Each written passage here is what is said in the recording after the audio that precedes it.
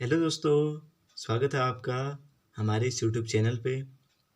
तो दोस्तों, आज की इस वीडियो में हम तत्सम तद्भव को बहुत ही आसानी से ट्रिक के साथ यहाँ पे कवर करने वाले हैं।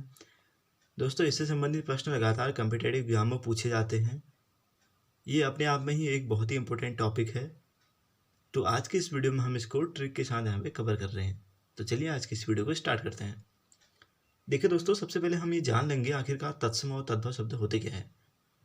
देखो, तत्सम शब्द, ये देखिए तत्सम शब्द ऐसे शब्द होते हैं जो किसके समान होते हैं, संस्कृत के समान होते हैं। अगर हम इसका संधि विच्छेद कर दें तो क्या बन जाता है, वो तत् धन सम। क्या बनता है, तत् धन सम। तत् उसके समान, किसके समान, संस्कृत के समान। यानी कि कहने का मतलब ये है, संस्कृत भाषा के वे शब्द जो हिंदी भाषा में ज्यों के त्यों प्रयोग में लाए जाते हैं। ठीक है, हिंदी भाषा में ज्यों के त्यों प्रयोग में लाए जाते हैं, वो कौन से शब्द कहलाते हैं, तत्सम शब्द कहलाते हैं। ठीक है, जैसे जैसे सूर्य हो गए, ठीक है, दंत हो गया, कर्ण हो गया, ग्राम हो गया, दुग्ध हो गया। ठीक है, सूर्य का क्या बनता है, सूरज बन जाता है ना। दुग्ध का क्या बनता है, दूध बन जाता है। कर्ण का कान बनता है। दंत का दांत बन जाता है। और ग्राम का गांव बन जाता है। ठीक है, और इसी के अगर हम तत्सम तद्भव की बात करें, तत्सम से हट के तद्भव की बात करें, तो ये क्या होते हैं, ये ऐसे शब्द होते हैं जिनका रूप क्या होता है, तत्सम से परिवर्तन होकर तद्भव बन जाते हैं। यानी कि आए तो इनका मूल तो वही होते हैं, तत्सम शब्द ही होते हैं। ठीक है, यानी कि संस्कृत मूल के ही होते हैं ये भी, लेकिन रूप चेंज हो जाने से क्या बन जाते हैं, तद्भव बन जाते हैं। ठीक है, तो इनका रूप बदल जाता है तो ये तद्भव बन जाते हैं। ठीक है, तो आज की इस वीडियो में हम पहचानेंगे नियम से कि आखिर कौन से शब्द तत्सम है कि कौन सा तद्भव है। तो चलिए शुरू करते हैं। देखिए, पहला नियम कहता है, देखो, छ्यो का प्रयोग, किसका, छ्यो का, छ्यो से छतरी वाला छ्यो। ठीक है, छ्यो का प्रयोग प्रायः किस में होता है, तत्सम में होता है। ठीक है, छ्यो का प्रयोग प्रायः तत्सम में होता है। एग्जाम्पल देख लीजिए, जैसे अक्षी है। ठीक है, अक्षय का क्या बनता है, आंख बन जाता है। क्षीर है, क्षीर का क्या बनता है, खीर बन जाता है। ठीक है, छ्यो आ रहा है ना, यहाँ अक्षय में देखिए छ्यो आ रहा है, छ्यो का क्या बन रहा है, ख बन रहा है। ठीक है, क्षीर है, क्षीर का खीर बन रहा है। अक्षर है, अक्षर, अक्षर का क्या बन रहा है, अक्षर, और चौछर अक्षर या आखर। ठीक है, ऐसे ही। तो देखो नियम क्या है, छ का तद्भव ख या छ बन जाता है। यहाँ पे छ बन रहा है, देखिए यहाँ पे छ बन रहा है ना, यहाँ पे छ बन रहा है, नहीं तो क्या बनता है, ख बन जाता है। ठीक है, तो नियम क्या है, छ का प्रयोग प्रायः तत्सम होता है, छ का तद्भव ख या छ बन जाता है। ठीक है दोस्तों, ये पहला नियम है। जहाँ पे भी जिस भी शब्द में छ दिखे, उस शब्द में वह शब्द जो है तत्सम शब्द होगा। और उसका अगर हम तद्भव की बात करेंगे तो क्या बनेगा, वो या तो ख आएगा या फिर छ आएगा। ठीक है दोस्तों, सेकंड नियम देखते हैं, जो कि है वो का प्रयोग, किसका, वो का प्रयोग प्रायः तत्सम में होता है। ठीक है, वो का, जैसे एग्जाम्पल देखिए, पूर्व, पूर्व का क्या बन रहा है, तद्भव पूरब बन रहा है, पूरब। ठीक है, वन है, वन का क्या बन रहा है, वन बन रहा है। वर्षा है, वर्षा का क्या बन रहा है, बरसात बन रहा है। ठीक है, तो क्या समझे, हम ये समझे कि वो का प्रयोग तत्सम में होता है और वो का क्या बन जाता है, वो बन जाता है। ठीक है, वो का तद्भव वो बन जाता है। ठीक है, जैसे पूर्व का क्या बन रहा है, पूरा बन रहा है, वन का वन बन रहा है, वर्षा का बरसात बन रहा है। ठीक है, वो का प्रयोग तत्सम में, वो का तद्भव वो बन जाता है। ठीक है, देखिए अगला नियम, देखिए अगला नियम क्या कहता है हमसे, अगले नियम है स्व तथा स्व का प्रयोग। ठीक है, कौन सा स्व, ये ये है सलजम वाला स्व और षटकोण वाला स्व। इन दोनों स्व का प्रयोग किस में होता है, इन दोनों स्व का प्रयोग होता है तत्सम में होता है। ठीक है, देखिए जैसे शत है, शत का क्या बनता है, शत का क्या बनता है, शत का बन जाता है सौ। आषाढ़ है, आषाढ़ का क्या बन जाता है, आषाढ़ का बन जाता है आषाढ़। ठीक है, श्यामल है, श्यामल का श्यामला। ठीक है, श्वेत का सफ़ेद, आशा का आस, शुंड का शोंड। ठीक है, तो क्या समझे, स्व तथा स्व का प्रयोग किस में होता है, तत्सम में होता है। और इनका तद्भव क्या बन जाता है, देखो इन दोनों स्व तथा स्व का तद्भव तीसरा स्व, यानी कि जो सफेदा वाला स्व है वो बन जाता है। ठीक है दोस्तों, ये है तीसरा नियम। उसके बाद अगला नियम देखते हैं, अगले नियम है,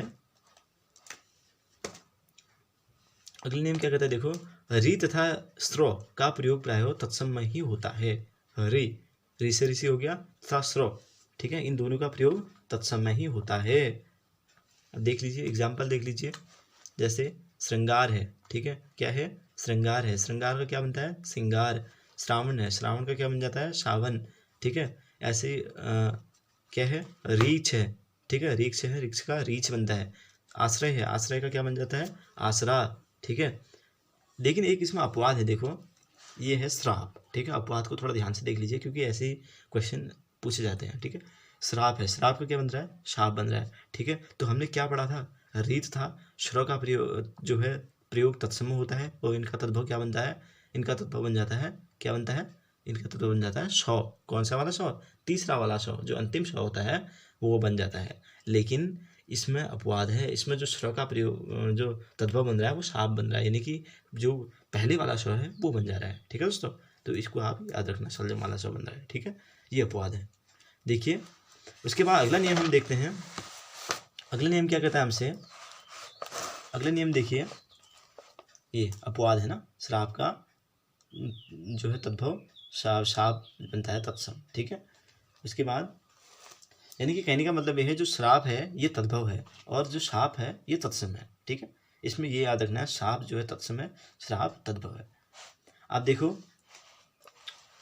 अगले नियम क्या है, त्र तथा र का प्रयोग प्रायः तत्सम में होता है। किसका, त्र तथा र का प्रयोग प्रायः तत्सम में होता है। जैसे पौत्री है, पौत्री का पोती बन रहा है ना, पुत्र का पूत बन रहा है, सर्प का सांप बन रहा है, भ्रमर का भौरा बन रहा है। यानी कि त्र तथा र, यानी कि त्र और र, ठीक है, ये र भ्रमर, ठीक है, इनका प्रयोग प्रायः तत्सम में होता है, ठीक है।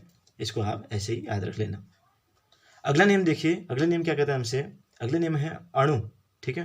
अणु, अणु तथा अणु का प्रयोग, ठीक है, किसका प्रयोग, अणु का प्रयोग तत्सम में होता है। अणु का प्रयोग प्रायः तत्सम में होता है, ठीक है। जैसे ग्रहणी है, गुण है, ठीक है, ऐसे चरण है, ग्रंथि है, ठीक है, ग्रंथि का गांठ बन जाता है, टंग का टांगा बन जाता है, ग्रहणी, ग्रहणी का घरनी बन जाता है, गुण का गुण बनता है, चरण का चरण बन जाता है, ठीक है दोस्तों।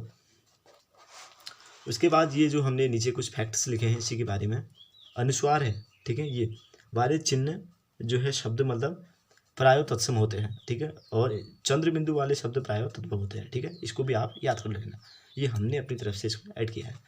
उसके बाद देखना अगला क्या है, अगला देखो, जहाँ पर आधे वर्ण हो, ठीक है, जैसे उच्च से भी तत्सम होते हैं, आधे आधे वर्ण, जैसे देखो यहाँ देखो आधा नव है, ठीक है, यहाँ पे क्या है, ऊपर अंक की मात्रा है ना ग्रंथि में, यहाँ पे टंग में देखिए ऊपर अंक की मात्रा है, उच्च में देखिए आधा चौ है, ठीक है, उष्ट में देखिए आधा शौ है ना।